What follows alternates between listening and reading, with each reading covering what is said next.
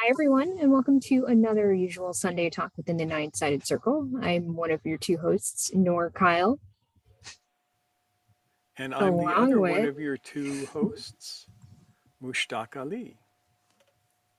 So, thank you for joining us. We have a whole bunch of our beloved usual suspects here this evening, plus a few people who don't get to show up so regularly. It's nice to see those faces here. Thank you. And of course, we have you guys watching on YouTube. Yay! Exciting. Yay, YouTube! Yay! Yes. So that means it's spiel time. All right, listen up, folks. If you're listening to us on YouTube, we would be ever so appreciative if you would do a couple of things for us. It would help us out greatly. One of the things would be to hit that like button so that the weird occult algorithm of YouTube will recognize us and move our videos up so that people who are just as weird as you can find it. Another thing that we would ask is that you hit the subscription. Doesn't hurt to be subscribed to us. I promise you will not catch anything unusual, or eh, you know the creams will clear it up at least. But I would love to have you guys subscribe to us, and when you do, um, I can tell you that you will have 7 years of good luck, and you will be notified if you hit the notification bell that we have put up new videos, which we're doing a couple of times a week now. Um, and we would love to have you. And the third thing that I would ask is if you would please comment on this video. If you liked it, if you hated it, if you thought that we are like too weird to be allowed on YouTube, any of that is good. We welcome your comments. Constructive criticism is especially appreciated. How can we make this better? It Or, is. yeah, or how could we make this worse? We could make it worse if you'd like. Just tell us which way you want it to go. And we have one announcement to make in that Mushtak and I are each doing short videos now. He has his, what are your, yeah, remind us what you're calling it, Mushtak, so I don't get it Uh, wrong. we have moments with Mushtaq. Yes, Yes, and I'm doing Light the Lantern. Light the Lantern with Noor. Yes. yes, So look out for those yeah, every very catchy. other week. Yeah. So Yeah. there we have it. Okay. So our So, topic at hand this evening. what Uh, is the topic at hand this you're evening, going to Noor? tell us a spooky story, aren't you? I'm going to tell you an ancient Sufi tale. This goes way, way back into the history of Sufism and Islam in the world, but it's a tale that approaches a problem. Some of you may have noticed, if you've been looking out your windows lately, that we seem to be in this handbasket and it's careening somewhere very quickly in a downward fashion. And we ask ourselves, why is this happening? What is it that, I mean, look around you, the rise of this rigid, fascistic, totalitarian mindset that we find, the rise of racism, the rise of sexism, the rise of people who are too lame to get laid thinking that they somehow form a political bloc. I mean, all of that is going on. Um, and we look at it and we go, why? Why is this happening? And there is an answer. And the answer is a little bit convoluted, but since the time of the disaster not according to law, there have been two forces at work in the world. One of the forces leads to complete mechanical behavior and a kind of um, spiritual slavery. Eventually, if that force gets the way it wants, everything not mandatory will be forbidden. And where's the fun in that? And the other side is the side of good and lightness and truth and beauty and the American way and all of that. And um, I'm not sure that they are actually not the same side when I think about it. Sigh.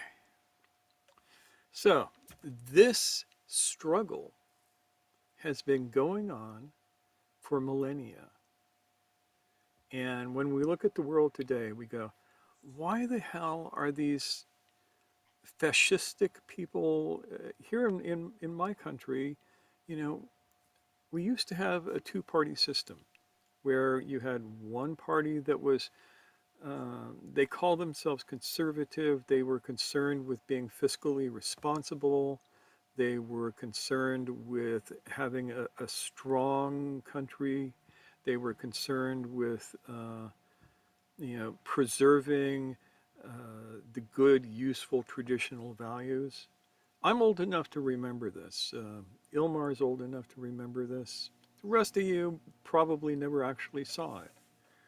Um, and the other party was the party of progress and moving forward and discovering new things and flying to the moon and all of this. And they worked more or less nicely. Um, and what happened was that they would balance each other out. The one side would act as kind of a brake to the other, and then the other side would act as a prod to the first side. And, things got done and people cooperated. And we find this in other places too. Um, in Islamic countries, you have all of these different mazhabs. They're like schools of jurisprudence. And there are four main ones within the Sunni side of Islam. And they're all right, according to Islamic philosophy. If you follow any one of them, you're going to be okay, even if they disagree. And that used to work out pretty good too. But something happens every now and again. There's this cycle that goes up and down and up and down. And we're on a downward slide in this cycle, a slide that moves towards more and more mechanical behavior. And so tonight we are going to examine where this started and how it is happening in the world today. So, in order to understand the true forces behind the rise to power of this uh, tendency towards rigidity, towards um, this wild hypocrisy, where if you were on the right side of this, you can be caught in a hotel room with hookers and stealing money from your church, and then you go and you say the magic words and all is forgiven and you're still in power. If you're on the wrong side of it, if you sneeze twice in the wrong direction, they kick you out of office, for instance, if it's in the political realm. Um,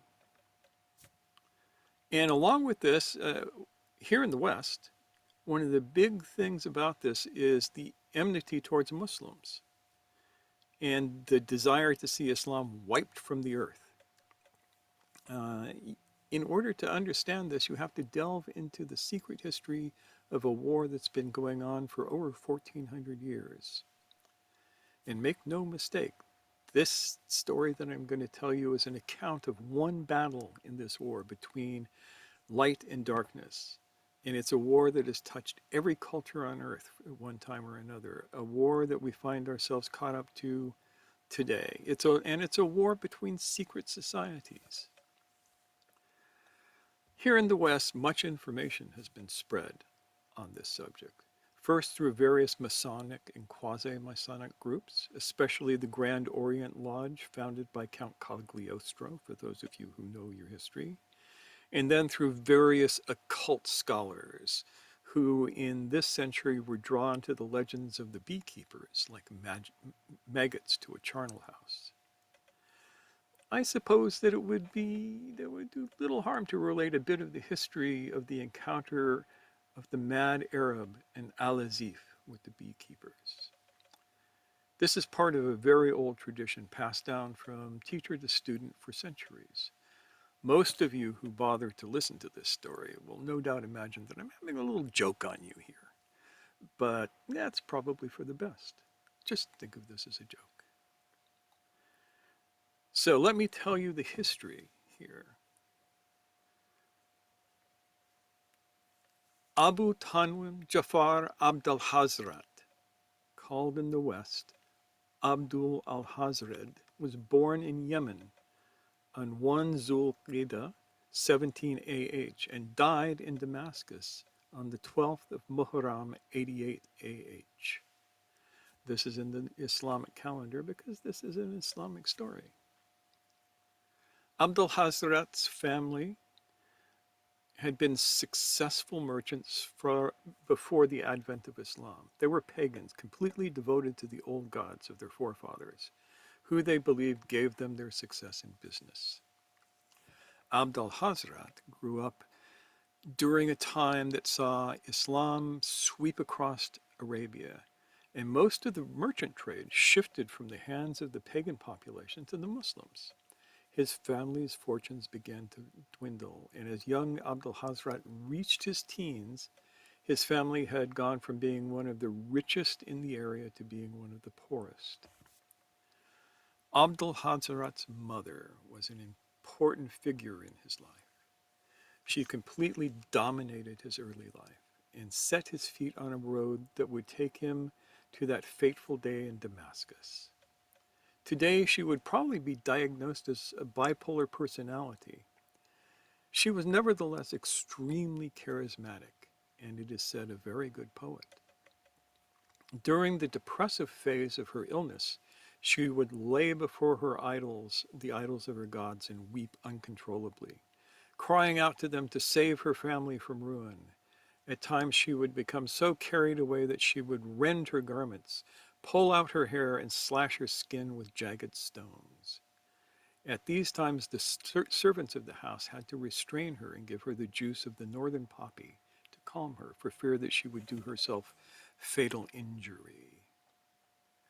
During her manic episodes, she would be carried away by fits of ecstasy, spending hours chanting poetry to her gods or holding discourse with unseen beings. Always the theme was the eventual return of the old gods and the triumph of her family. No one who heard her poetry was left unmoved, though it is said the sleep of those who listened was often troubled for weeks or even months after. Abd al-Hazrat's mother spent freely from the clan's shrinking coffers for her son's education, if such could be called an education. She would send him to study under any alchemist or astrologer or hermit just as long as they were pagan. Young Abdul Hazrat was trained in all manner of strange rites and philosophies before he could grow a beard. His mother's hope was that he would become a prophet himself, calling the people of Arabia back to the worship of the old gods. Her hope was that the old gods would grant power to Abdul Hazrat to smite the upstart god, as she referred to Allah.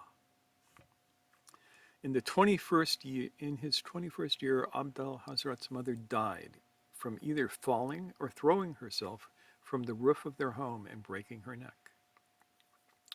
Abdul Hazrat saw to her burial, gathered up his few belongings, and left home, never to return. It is said that he spent years wandering the empty quarter, searching out those strange anchorites and madmen who were wont to retreat there, to practice their unholy rites. He learned from them wherever he found them, and as was needed, he supported himself as a traveling astrologer. At some time, he became convinced from listening to these ancient pagan magicians of the desert that the only hope of defeating the upstart religion was to find gods of much greater power and become their acolyte. He put his hope in an obscure legend that told the story of Abraham from a different and blasphemous point of view.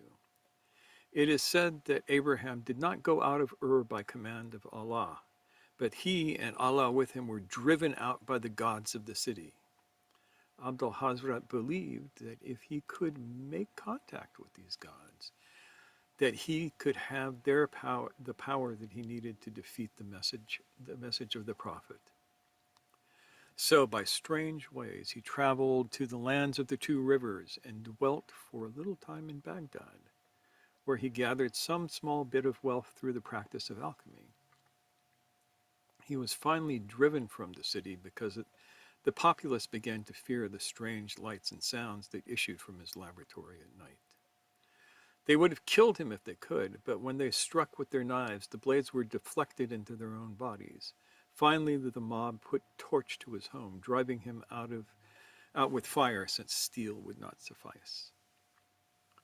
Abdul Hazrat went out into the waste places and lived amongst the ruins of the ancient cities. He somehow managed to learn to read the strange wedge writings that covered the statues and pillars, as well as the thousands of shards of clay tablet found lying strewn about. Some say that he learned from an old priest, the last of his kinds, who lived deep within the ruined places. Others say that he learned by invoking jinn and forcing them to his will, making them act as his tutors. For years he traveled to waste places, studying the tablets that he found and practicing strange rites dedicated to the old gods of the forgotten places. It is told that one day he found a passageway under one of the ziggurats that led down to a secret cavern within the earth. He went down. He dwelt there for 40 days and 40 nights, and when he returned to the lands that have felt the touch of the sun, he had a book. He departed from the wastelands and traveled to Damascus. There he set himself up as an alchemist and soothsayer.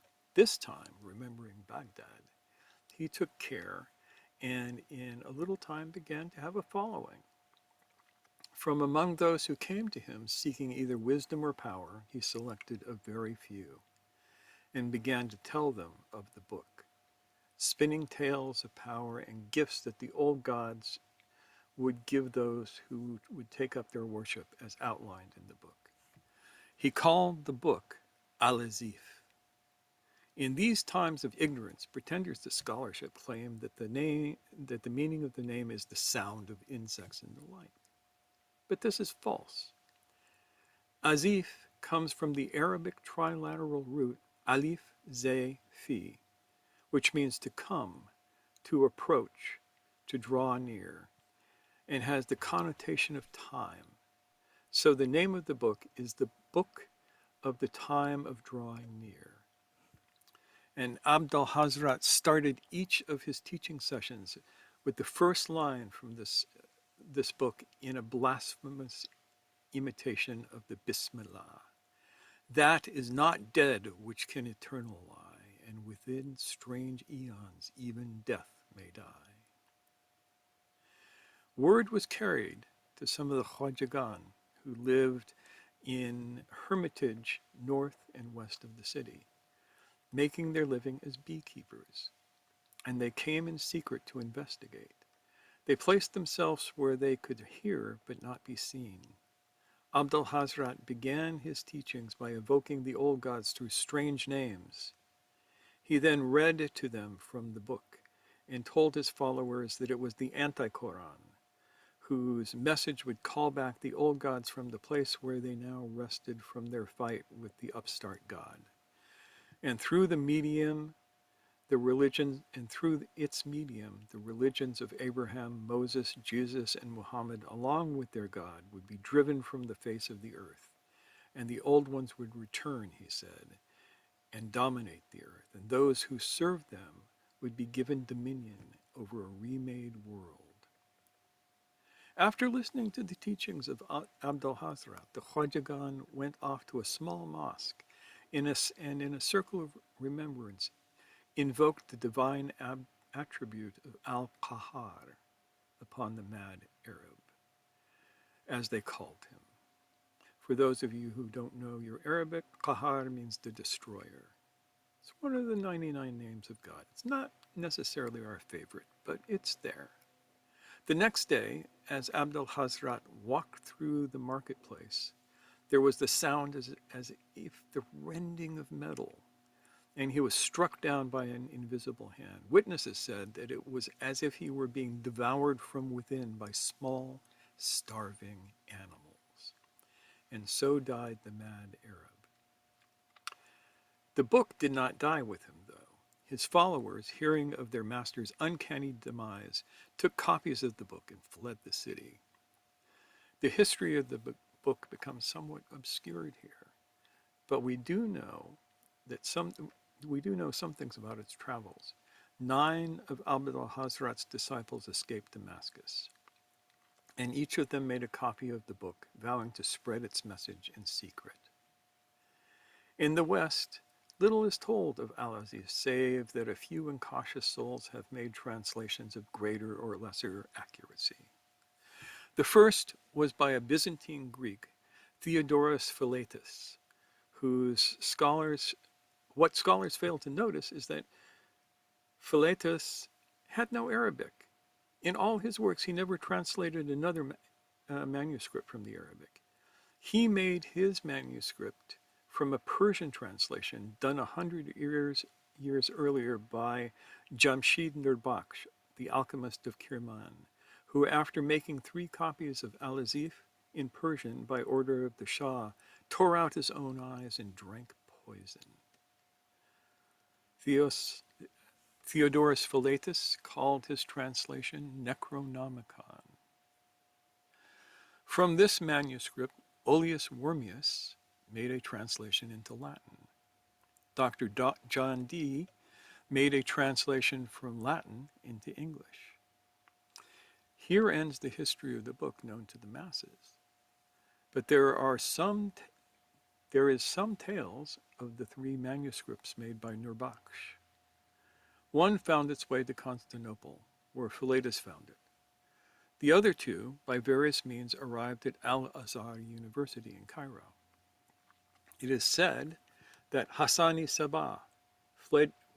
Hassani Sabah fled Egypt, he took 1 copy with him, and that it remained at the great library of Alamut until the citadel fell to the Mongols.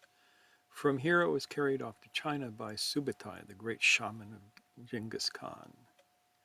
The 3rd copy was given as a gift to the Caliph of Andalusia, and it fell into the hands of Christian monks during the Reconquista.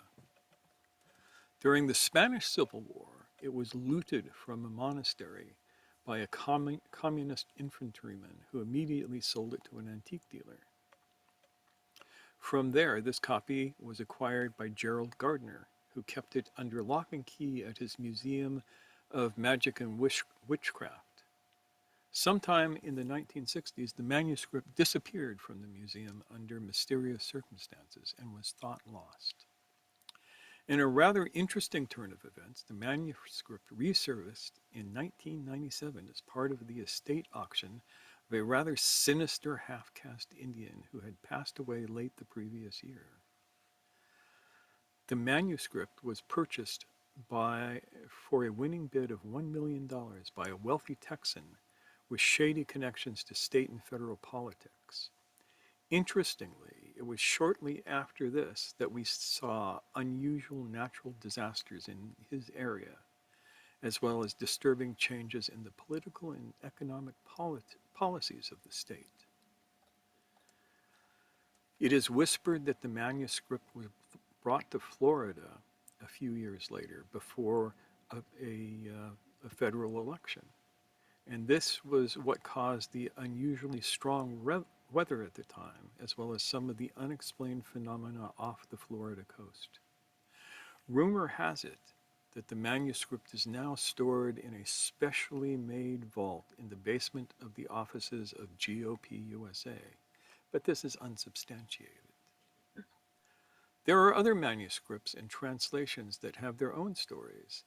There are still some of the Arabic volumes that have survived, as well as translations into Hebrew, Aramaic, Ge'ez, and Coptic. But we're going to save those stories for another time.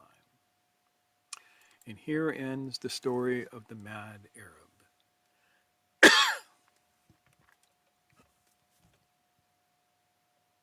Don't everybody laugh at once.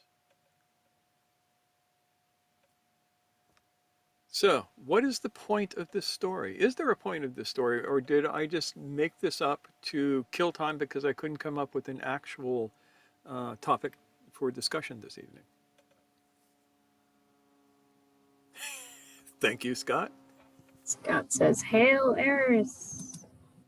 There you go.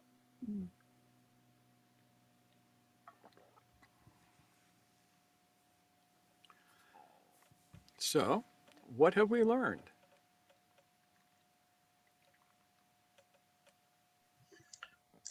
Well, evil is necessary, so we question whether we're good or not. It makes us question ourselves. Who gave you that line of bullshit?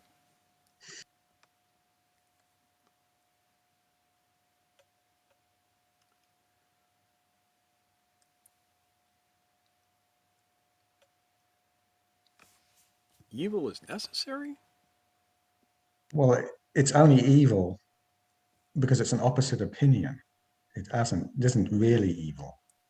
Oh, no, no, no, man. You got that completely wrong. Evil is there. It's not the opposite opinion of good. Evil is behavior. It's not opinion. It's not thought. Evil is deed. Evil is any deed that objectifies that which is around you and treats those living beings that one interacts with as if they were things. And that doesn't need to be. It is, but it doesn't need to be. Good would exist whether that existed or not.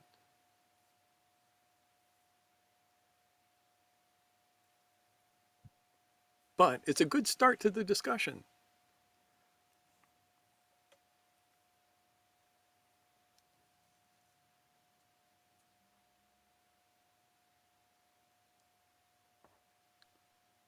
Levita, what do you think? Or Levita, yeah. Okay, Levita Okay, first. Levita Yes. first. Yeah. Ah, that was something. Um, this probably is only peripherally related, but one thing that definitely absolutely came to mind is translations are always suspect. Yep, that is I definitely know the you case. mentioned one of those, one of those copies of the book was translated from a copy in another language, and so who knows how accurate it is. Well, in this case, I that's thought probably a that. good thing. Mhm. Mm. Yeah, So because I've it read the weakens it. Necronomicon. So you mean the original book was worse? Oh my Oh, God. yeah. Wow. Yeah, and we know that you didn't read the real Wow. Necronomicon because you can still form coherent sentences. Well, I read a printed version that I bought Yes, in one of those mystical bookstores back in the long time ago. long time ago. Yeah. And yeah, very long time ago. And let's just say that, yeah, it was that kind of book. I don't have that book any longer. Um, I'm not superstitious or anything, but there were too many weird coincidences going on, so I got rid of it. But I'm thinking, my goodness, that book Probably was. for the best. I'm thinking, wow, that book was like, and that was a probably bastardized translation of it. Yeah, a copy of a translation of a translation of a translation of a book that doesn't really exist. And it still can give you nightmares. Yeah, yeah. I was also thinking, like, this is definitely a reason why you need to have more than one teacher when you're a child. Like overseeing things, more than one person overseeing things, because who knows what that poor child was taught when as he went from place to place to place to place to place, and it all just kind of swirled in his head, and who knows what it did. Well, his title as the Mad Arab kind of hit hints. You think so? Yeah, it could be. Oh, I thought it was hyperbole. Oh no, I think that that was just Oh, honest description. yeah, yeah, yeah. Um, like I said, it's one of those things that as a mother, I think, wow, that poor child, you know, like the impact that his mother's madness had on him, putting him in those situations so that that's what he grew up to become. So, Yeah, other than that, I don't really have a whole lot. yeah. But you can take that and think about some of these people who are out in the world today who are doing all of these evil things. Look at like the Proud Boys or the Oath Keepers.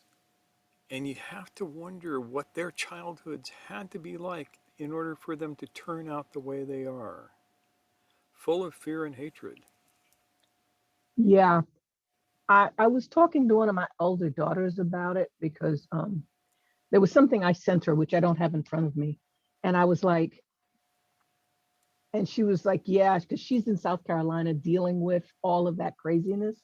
Oh, wow. And yeah, and we were talking about, and I said, the zombie apocalypse is upon us. It's just that it's a brain virus. It's Yeah, not like a virus where you can look at people and their skin is rotting. It's in here that stuff is going on. And it's pretty scary. And she was like, can confirm. yeah. Yeah.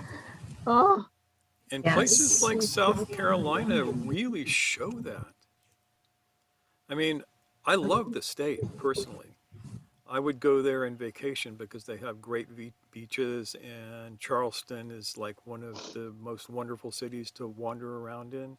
And everything is mhm. nice and flowery. And then you listen to some of the conversations on the street behind you, and it's like, oh my fucking God.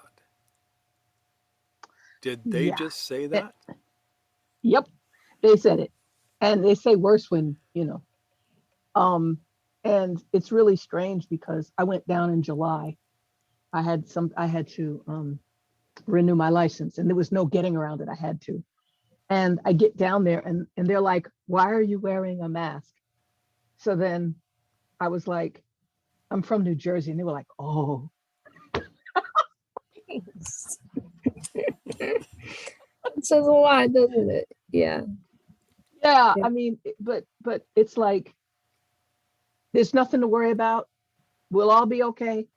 Everybody pray because so and so got the virus and they're on a respirator. And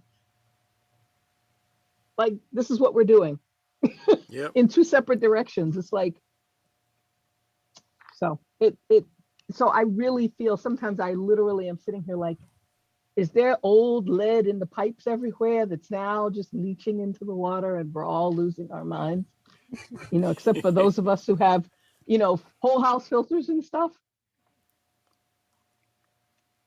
No. Well, Scott agrees with you that the virus is eating brains. Yes. Yeah. Yeah. Thanks, Levita. That's tough. Yeah. Dave. Dave! Hey, Dave. well, Dave's I def here. I definitely want to watch Armies of Darkness and listen to Ride the Lightning more than before this talk. So that's something. That is something. Yeah, And everybody should watch Armies of Darkness. I haven't seen it in years, actually.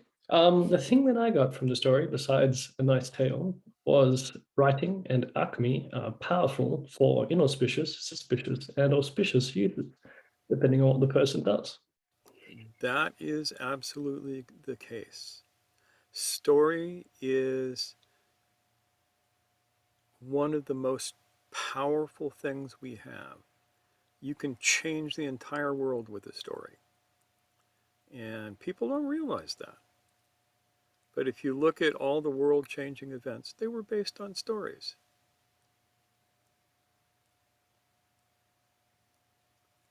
And alchemy becomes the secret actions behind the story. It's the transformative effects that you use to make the story work in some ways. As a matter of fact, the alchemy, there is a certain alchemy that has to happen when you are telling the story, otherwise it won't be effective. That's my theory anyway. How does that sound to you, Dave? Sounds very interesting indeed. Something to dissect and ponder, that type of thing. Yeah. Stories are good though. I've been feeling like reading more stories rather than all the books on the lower bookcase, which are all theory and not what I want to be reading at the moment. So, Yeah, read some stories. Nancy. Well, I guess Yeah. yeah, I don't want to Yeah. put you on the spot.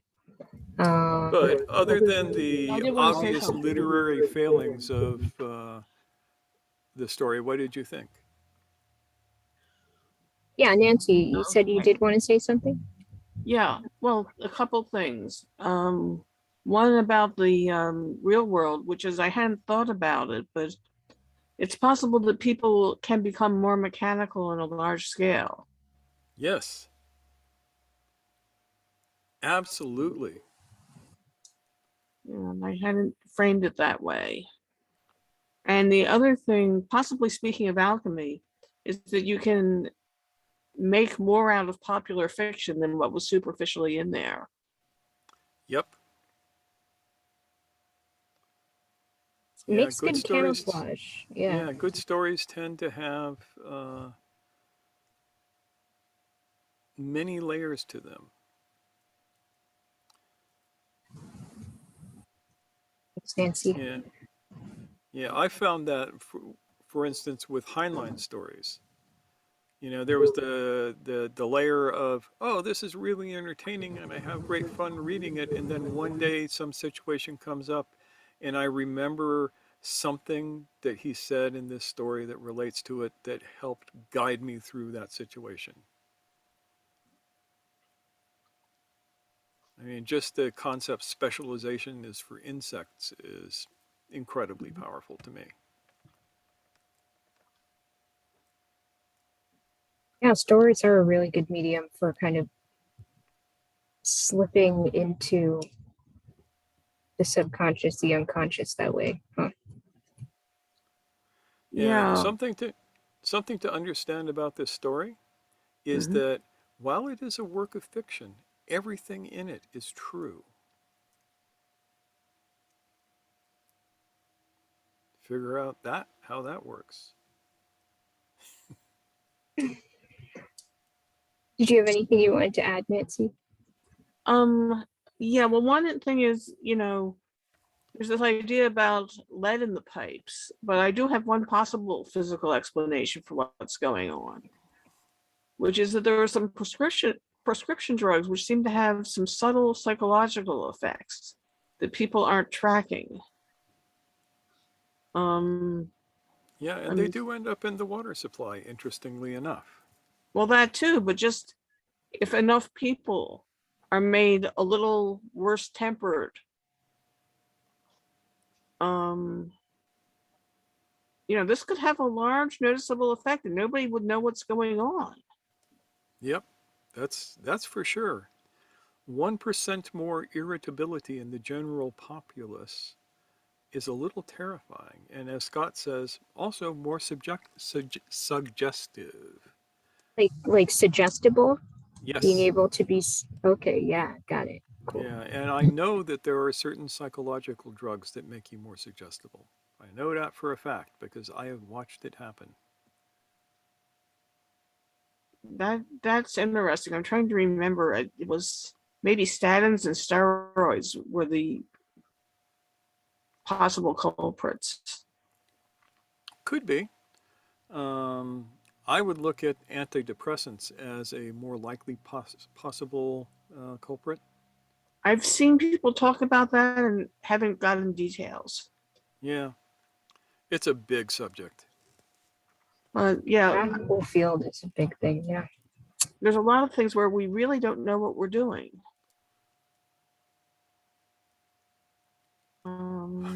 That's a frightening thought, but a true one. Yeah. Oh, the other thing about your story is that part of what it's about is just that things can take a very long time to come to fruition.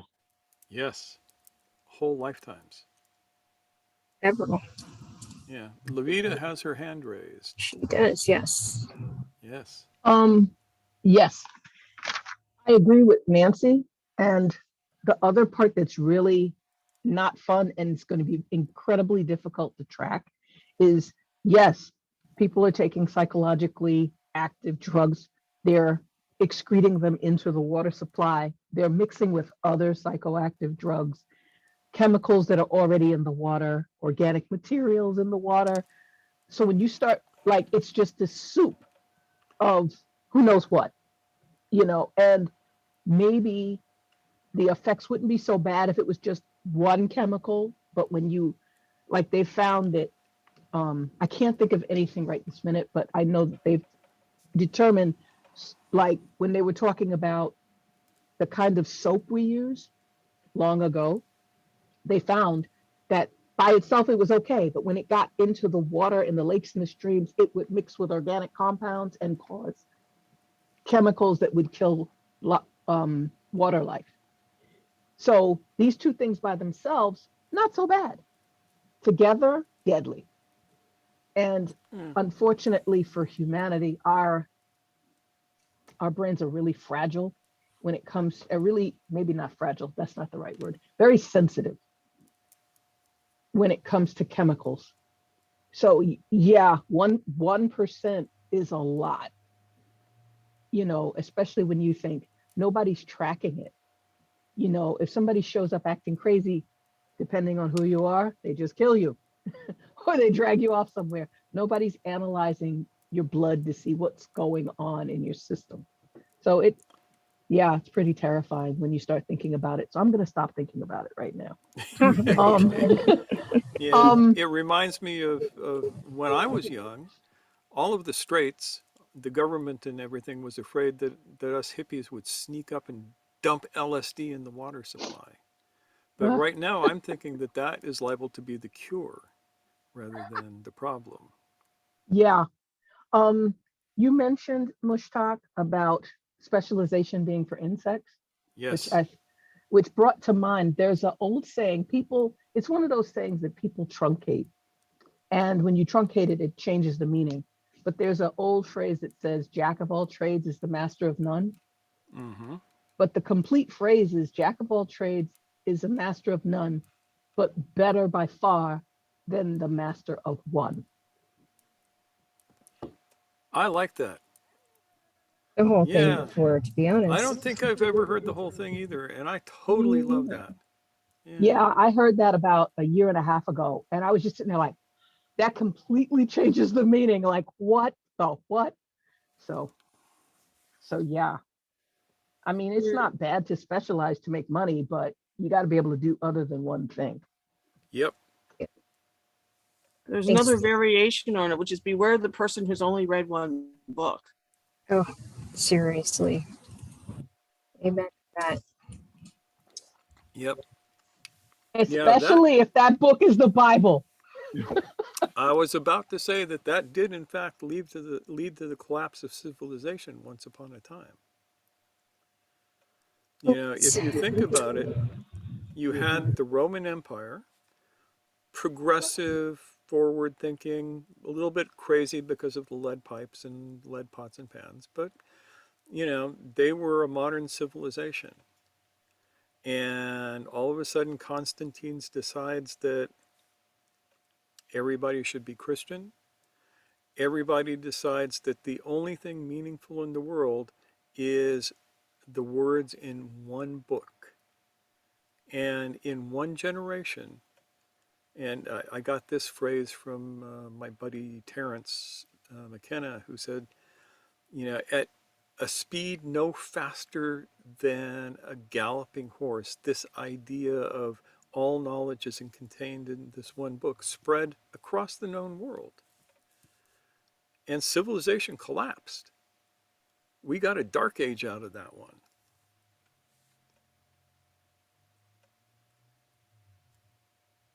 Oh, what the hell? While we're cheering each other up, there's a guy named Bart Ehrman. Yeah, I know him quite well. Yeah, his works, I should say. We aren't buddies. I've never taken him out to coffee, though I'd love Yeah, to. but there's a story he tells about he's a college professor, and he would Yep. ask the class, "Do you believe that the Bible is the word of God?" And it turns out that yes, they believe that, but they haven't necessarily read it. And at least back then, they had read the Da Vinci Code.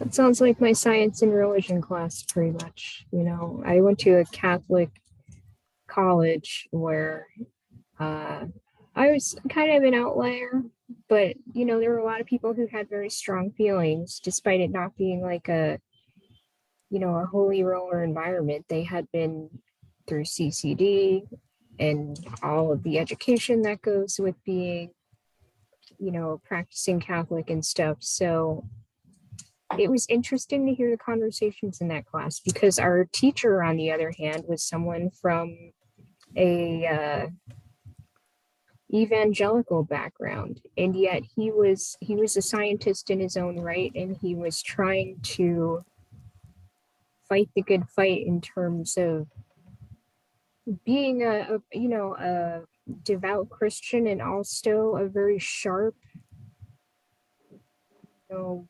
proponent of the scientific method and all of that stuff. And there were a lot of good conversations in that class, and I'm grateful for that. So, here's a question. What is the takeaway from this story? I mean, other than maybe it was momentarily amusing for you, or not. Scott, how about you?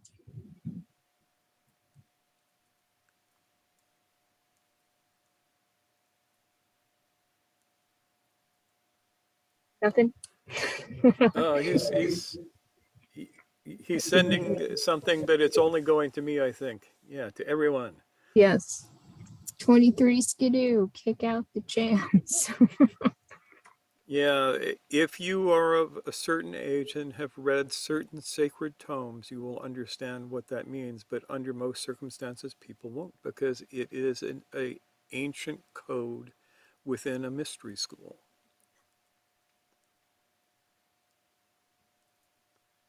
Well, everything is true in some sense and false in some sense. And meaningless in some sense. Yes. Yep. If you are also of a certain age and you aren't scared off from certain stories easily, you'll recognize where the story came from. Oh, yeah. This story I wrote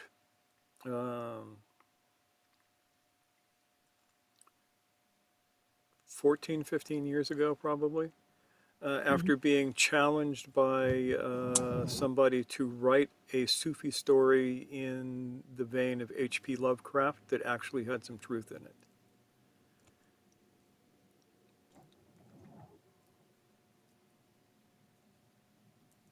And so this is the story. I don't usually bring it out and dust it off and tell it to people because it's in the vein of H.P. Lovecraft, and that's a little weird and creepy. Though I have to admit I have been a fan since I was a kid. I loved H.P. Lovecraft when I was 14. I can't really read him now because he was such a bigot and such a racist and such a sexist and such a terrible human being on so many levels. So instead, I just remember the parts of his stories that I liked. As a lot of people are doing now, drawing a lot of inspiration from it and turning it on its head in a lot of ways. Yeah. Like, oh yeah, Lovecraft like Lovecraft Country. Yes. Yeah, it was a fascinating show. Yeah, and part of it is that yeah. Lovecraft, did have all this awful stuff in his head and his habitual emotions and whatever, and somehow he turned it into a thing that people have been drawing inspiration from and coming up with harmless versions, probably harmless versions. Hopefully harmless versions. Wintertide by Ruthanna Emrys is really good. Everyone take note. Yep. Jayesh, what did you make of the story?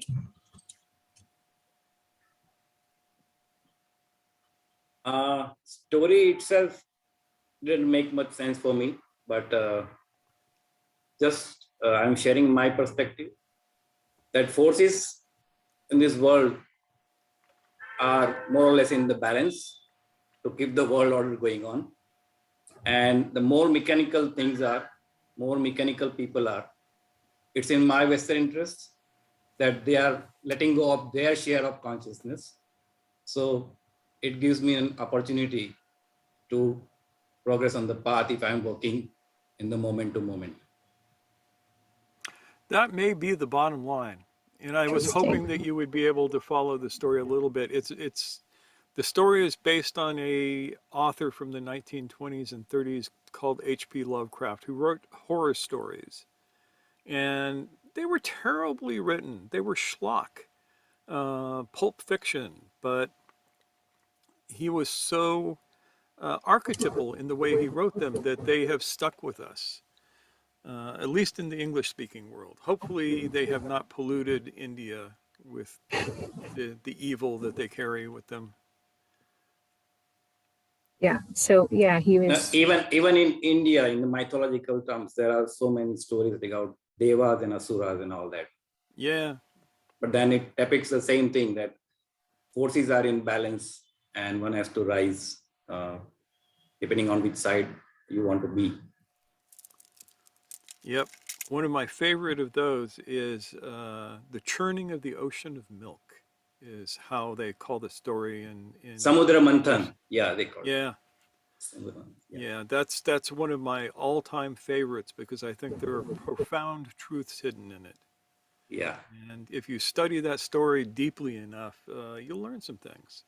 And it might scare the crap out of you in parts. It's Jayesh. David, how about you? We need a water filter. Keep your craziness just a little bit better at bay. Yes.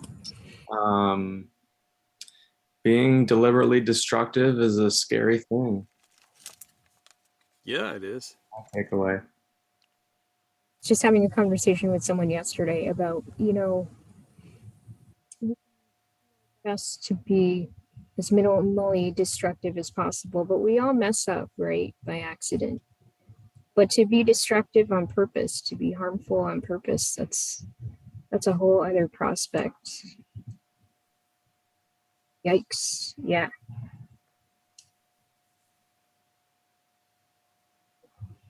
Thanks, David. How about you, Omar?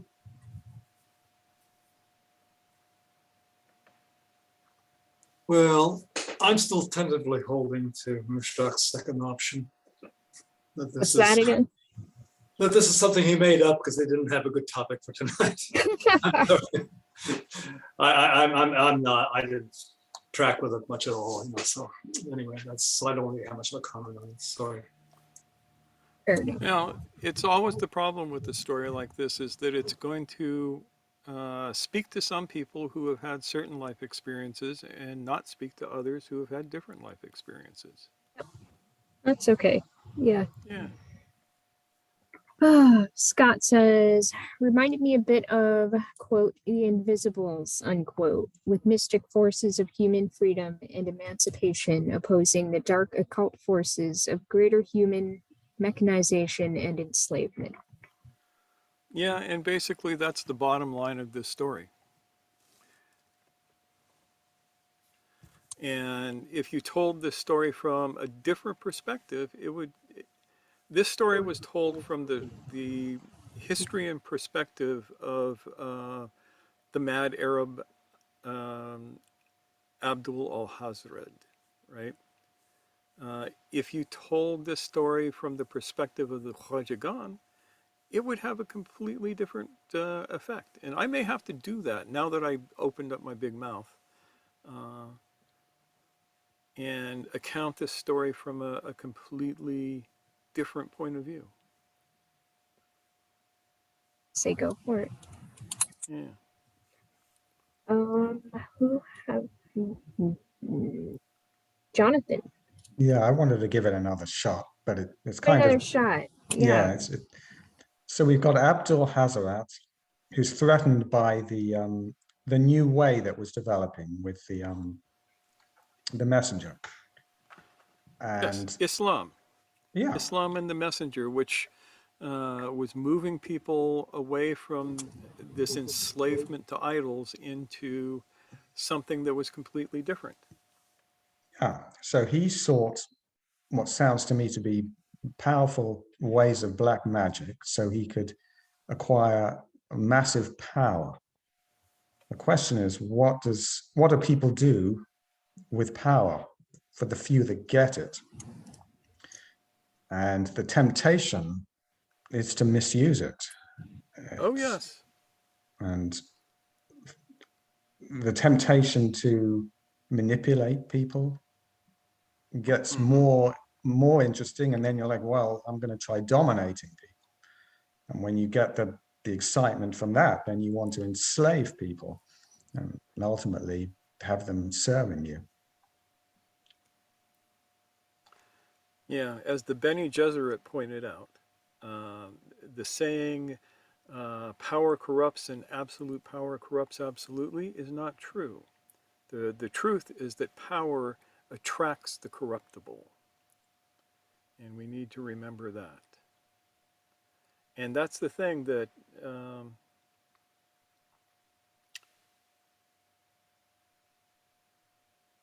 there was no hope that Abdul Hazrat would ever have not become a tyrant if he had gained power.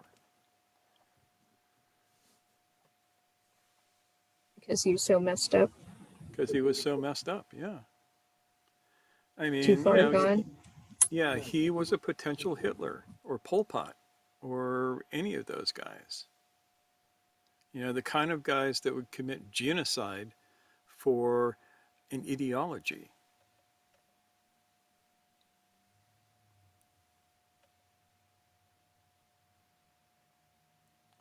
And so we hope to avoid that.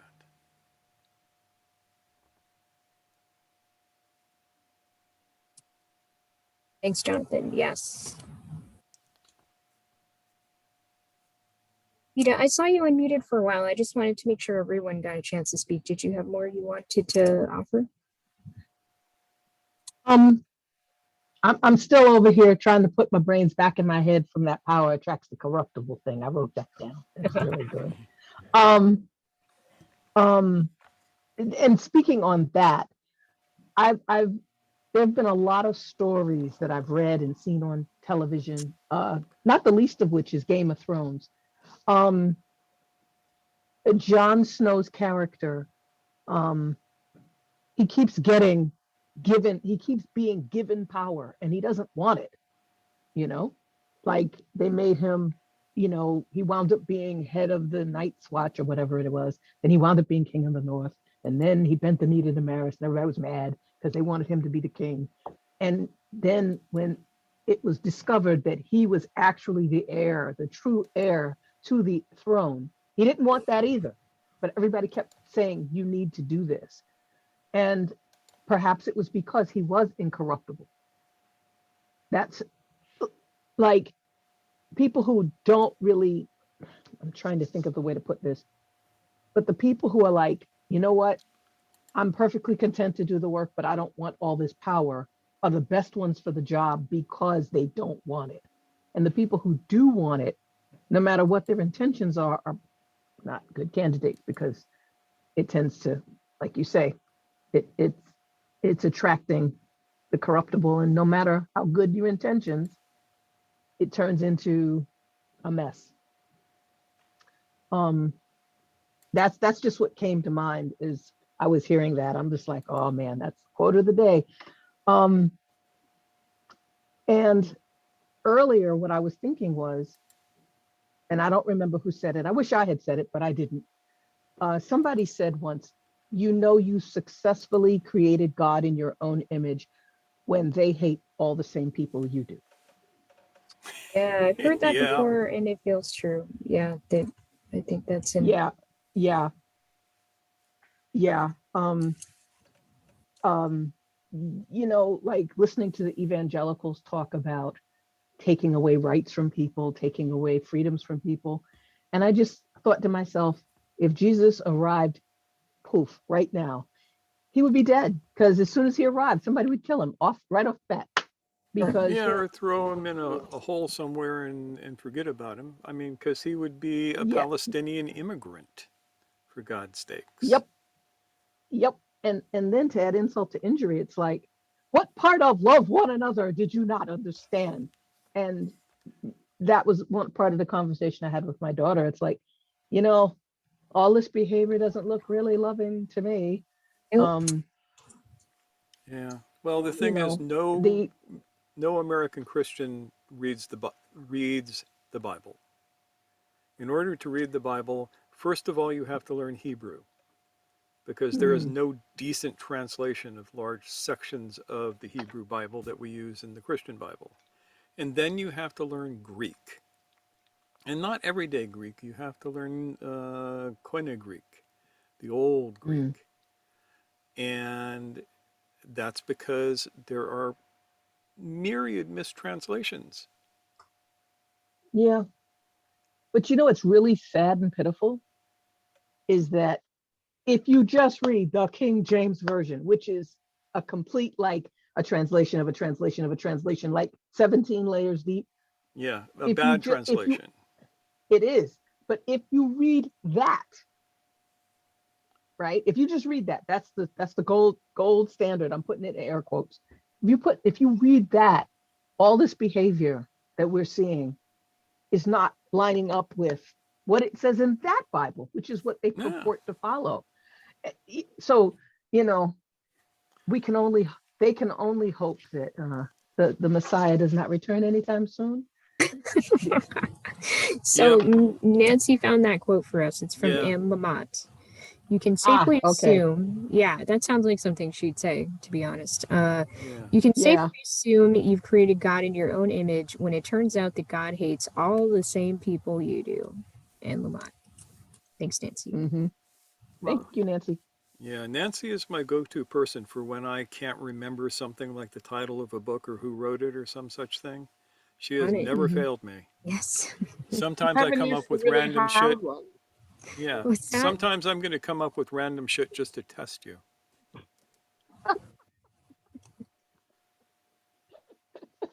Scott says, our culture might benefit from an ongoing in-depth consideration or discussion of the meaning of, quote, power, unquote, in its contrast with the different definitions of, quote, authority, unquote. That's a good point. That is a good point, because power has a very specific base meaning, which is the ability to do work. Yeah. I want to just backtrack a minute to what Levita was saying about how isn't that kind of a tradition? I don't know if it's an Islamic tradition or a Sufi tradition, but I'm kind of remembering something about power being more appropriately given to people who don't want it. It is a tradition that keeps cropping up. Even some of my most conservative friends will, my one friend, Frank, who was like very conservative, I was talking about something and he said, yeah, I always thought that the best thing that we could ever do is randomly elect Congress by lottery. And it would be better than anything that we get from voting. And I can't disagree with him, because the people that we put in office are idiots. All of them. Yeah, well, I'd heard that thing about power should go to people who don't want it. It used to be a cliche in America. I haven't heard it as much lately. No, because that's one of the things that they don't want you to think. No, So here's I here's remember. one of the thoughts from this story, which is there are forces at work that are attempting to move humanity towards greater and greater mechanical behavior. We lost somebody. Boo. JS had to go. Yeah. Yeah, it's late there or early. Yeah, the story of Lucius Quintus Cincinnatus. That's the guy who was given ultimate power in Rome and then dropped it after he finished fighting off whatever barbarian horde was coming in so that he could go back to farming. Yeah, thanks for that, Scott. Yeah. We've talked about him recently and we didn't have a name for him, but there we go. Yeah. Yep. Okay, so story, takeaway, yes. So the takeaway is that there are forces which may or may not be conscious, may or may not be intentional, that are acting towards creating greater and greater mechanicalness within human life. And there are forces that are working towards creating greater and greater awareness in human life. And this is not quite dualistic, but Zoroaster would dig this. And they used to sort of be in balance, and now they're not. And every day, the world gets more mechanical and more crazy. And we see this in the news constantly. And this is Abdul-Hazrat and his kind winning at a certain level, if you like fantasy and horror. So that's the basic takeaway of this story, is that there are forces at work. Don't be paranoid about it because they want you to be paranoid about it. That's the trap. If you get all scared that, yeah, Cthulhu is working through all of these people to rise up from Rilye and eat us all, you're going to end up being one of them, which is to say more and more mechanical and more crazy. We see that today with people who used to be kind of open and liberal, who are now freaking out over having to wear a mask and needing to get vaccinated. I mean, these people have turned into the kind of people that they hated 10 years ago. It's kind of mind-boggling. Here, put this cloth over your face. No! But it's so we can all stay healthy and not die. No!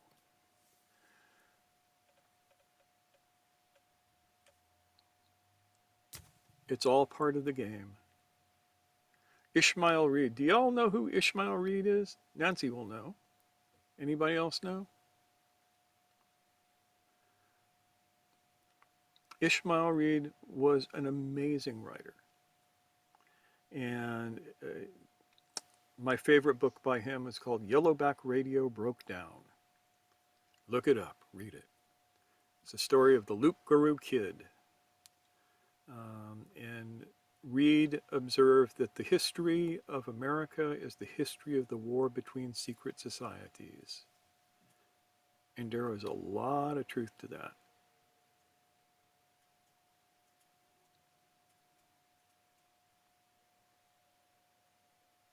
Strange sounds going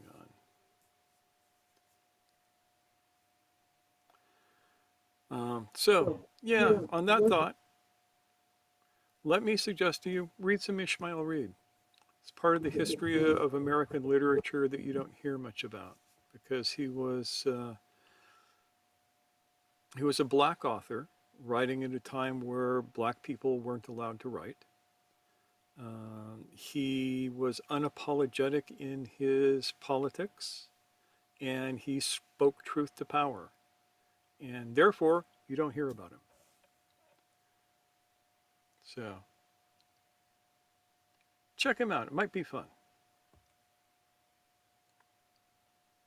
If I've accomplished nothing else tonight, if I can get somebody out there to read a little bit of Ishmael Reed, life is good.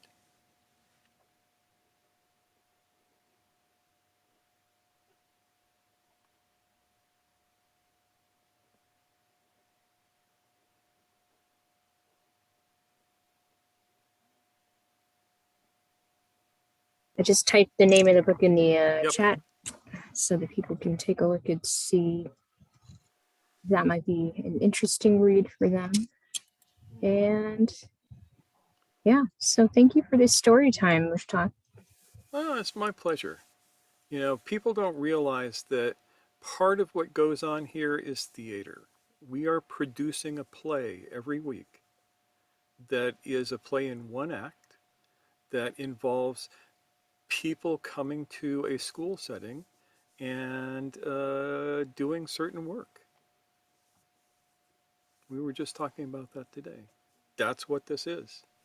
So, in a certain level, this is theater. So, we want to entertain you.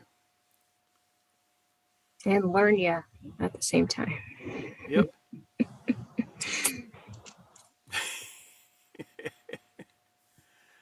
So, here we are. I got everybody on Brady Bunch mode. So, Cool. all of you are being seen. So, those of you who are back there doing this into the camera and thinking that it's just a picture of me or Noor, you're in trouble now. All right, everyone. So I guess we could say goodbye to one another, you know, Yes. do our waving thing to each other and everyone watching on YouTube. Thank you for joining us, and we will see you next time.